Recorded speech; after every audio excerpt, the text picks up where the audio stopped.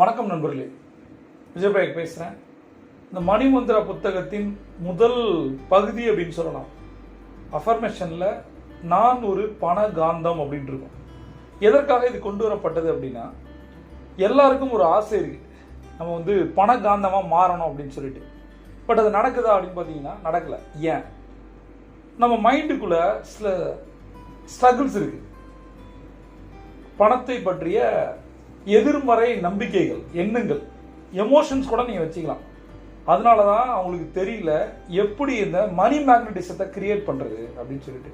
அதற்காகத்தான் சில விஷயங்களை நம்ம தொடர்ந்து பார்க்க போகிறோம். முதல்ல நம்ம அவேராக இருக்கோமா, ஒரு விழிப்புணர்வோடு இருக்கோமா, என்னென்ன பணத்தை பற்றிய எதிர்மறை கருத்துக்கள் நம்மள்கிட்ட இருக்குது, அதை முதல்ல நீக்கணும் இல்லையா.